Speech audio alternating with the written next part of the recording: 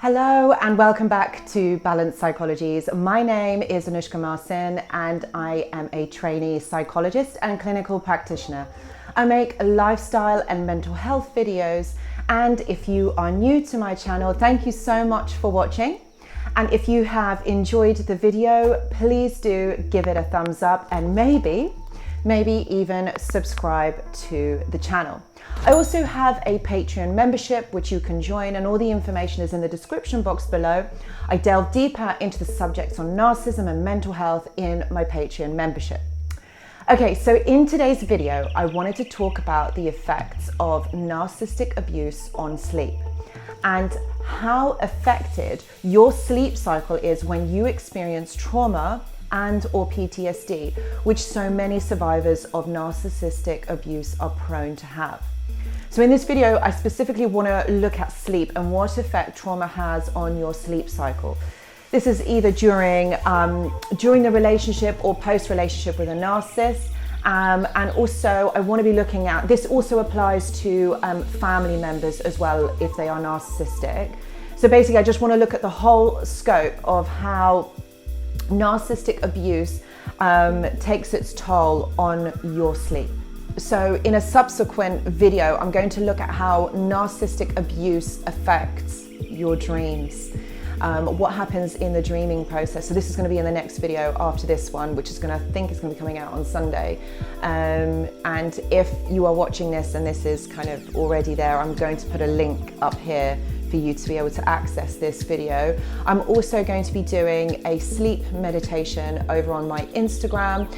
If you would like to join the meditation or if you'd like to access the meditation, here is my Instagram handle, so you can just follow me over on Instagram. So in this video, I'm also going to be looking neurologically the effects of not getting enough sleep and what this does to the body, how the lack of sleep has detrimental effects on your health and your daily functioning. Okay, with that said, let's get into the video. Traumatic stress negatively impacts your sleep in so many ways, and people who have traumatic experiences often display hypervigilance, a state of heightened awareness in order to guard against further harm. And this level of arousal makes it extremely difficult to be able to relax, but also fall asleep. What happens is that traumatic events occur during the night as well as during the day, and this can cause fear conditioning to the presence of darkness. Some of my clients fear falling asleep and have a vague sense of foreboding as they prepare for bed. And with further reflection, it sometimes emerges that this fear is a conditioned response to being especially vulnerable during the night when these clients or you've experienced physical, emotional, psychological, and sometimes sexual abuse. And this can have effects that last for years, even after the traumatic event or the relationship has ended, or you're not in contact with that person or the abuser anymore.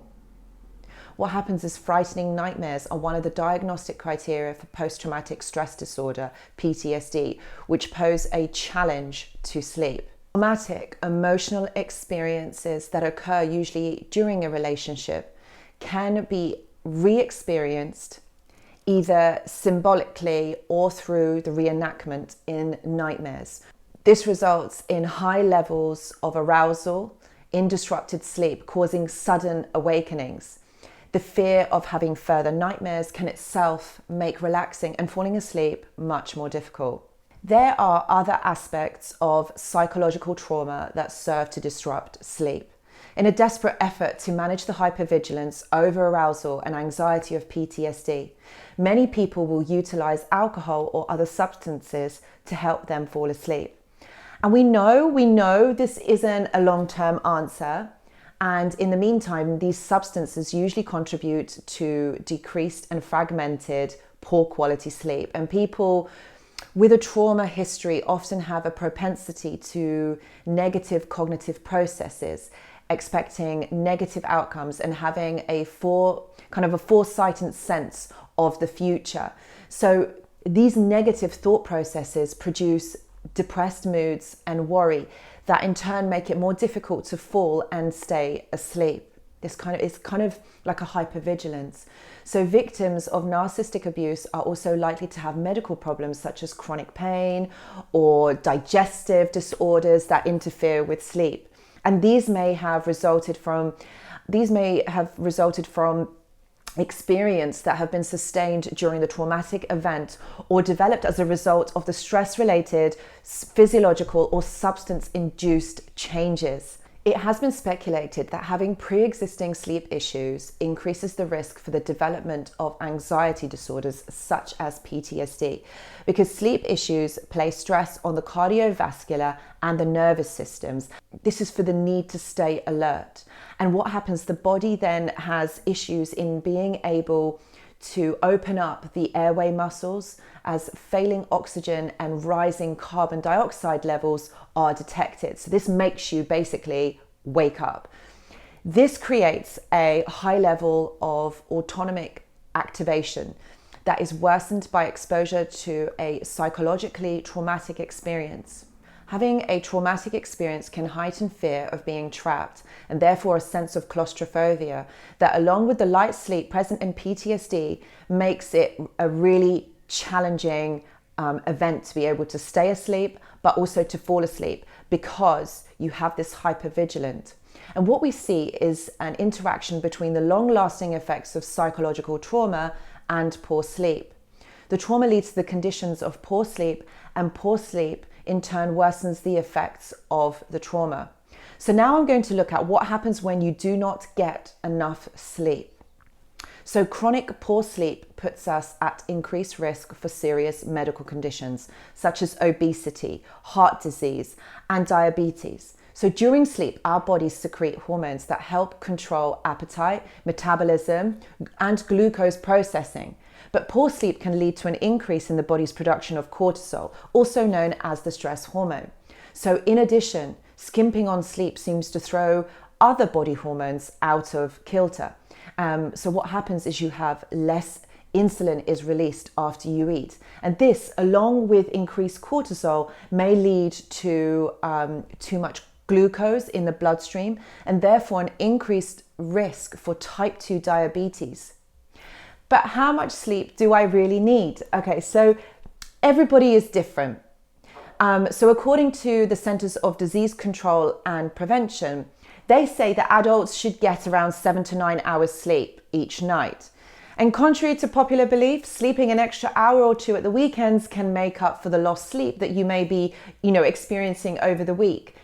But that doesn't work, because what happens is you throw off your internal body clock, your circadian rhythm, and possibly this leads to Sunday night insomnia. So sticking to a consistent sleep schedule is the best way to regulate your body's clock. Okay, so what I'm going to look at now, what happens at different amounts of sleep deprivation and basically what happens in your body. Okay, so at 24 hours, you get impaired coordination, impaired memory and judgment. Judgment is affected, memory is impaired, there is deterioration in decision making and a decline in eye and hand coordination. You're more emotional and attention is decreased, and sometimes even your hearing is impaired, and there is an increased risk of death from a fatal accident. At 36 hours, physical health starts to be negatively impacted. Now, your health begins to be at greater risk. You have high levels of inflammatory markers, which are in the bloodstream, which can eventually lead to cardiovascular disease and higher blood pressure. Additionally, hormones are affected. Your emotions can be basically all over the place. At 48 hours, microsleeps and disorientation. After 2 days of no sleep, the body begins compensating by shutting down for microsleep. Episodes that last from half a second to half a minute are usually followed by a period of disorientation. The person experiencing a microsleep, basically they fall asleep regardless of the activity that they're engaged in. And what happens is like microsleeps are similar to blackouts, and a person experiencing them is not consciously aware that they are happening. At 72 hours, major cognitive deficits and hallucinations. Expect significant deficits in concentration, your motivation, your perception, and other higher mental processes after many sleepless hours. Even simple conversations can become a chore, and this is when your mind is ripe and or basically more predisposed for hallucinations. So not having enough sleep really has detrimental effects on not just your mind, but your whole body. So now I'm going to look at how toxic partners use sleep deprivation to control and break you. The abuser thrives on drama. This started years before you met them. Years of living in an inflamed existence had conditioned their body to adapt. It's like their nervous system is part burnt out and part addicted to the adrenaline. So in order for them to feel anything, and also to connect to their sense of self, or more accurately, their self-importance, they need to consistently stir up drama and arguments. It's like their brains are more predisposed to this. And they don't care what time of the day it is, or what you're doing in your life, or what responsibilities you have to attend to. They need to create this drama. So from an abuser's perspective, your life belongs to them. And this is what is used in military training and cults. They push you to a breaking point until you are willingly surrendering to their orders and their suggestions. So what happens is you give away your power. And some of the abusers, narcissistic people, may even tell you that you need to give up your power because it's bad to them in some way. And the truth is, your power is not your way, but in the way of them having their way over you. So what you need is not a weaker or a stronger power system, is that you need to be able to feel in control of your own life, a sense of self, and uphold your boundaries, but this is taken away and this is compromised with an abuser. And what happens is they basically imply that there's something wrong with you for having boundaries or for having your own sense of or internal power or strength. They don't like this. The narcissist makes you feel needed until you desperately need them back. And abusers have a knack for telling sad stories that tug at your heartstrings. They will manufacture moments of intimacy to share with you the things they allegedly never told anyone before, because you are so special, because they care about you, because, let's face it, you're their soulmate and they are yours. So by doing this, the manipulator ensures that all of your empathy and attachment channels are wide open and you are fully receptive to their suggestions. And so basically this becomes the hook. And as your attachment grows, so does your insecurity. Your fear of loss and abandonment is engaged at this moment. The need to have them close deepens. Without them next to you, you feel purposeless and empty, and your sense of identity is basically on a shaky ground. You see, no wonder your brain feels foggy. You are stressed and depressed, and you feel your life is not worth living. Your mind has basically been hijacked by negative thoughts. Your emotions have gone into haywire, and your hormones are dysregulated because your body has been running on cortisol. So this is not the end of your story. And I know that so many of you experience sleep deprivation, dysregulations to sleep. But what happens is this is how you need to be able to get your power back so that you can regulate your emotions, regulate the cortisol and hormone levels in your body so that you are able to get yourself back to you. And ultimately, a lot of my client work, this is what it's about. It's about being able to identify your needs and be able to get you back to feeling the best way that you can. This is only the beginning of the story. This is the beginning of you coming back to you.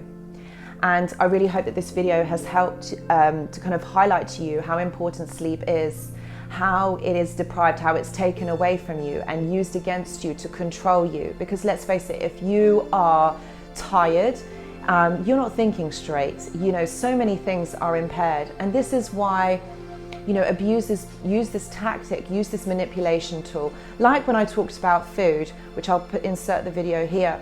Food, sleep, these are your basic needs. And when something like this is taken away from you, it makes you so much easier and more predisposed to being open, to being vulnerable, but also controlled.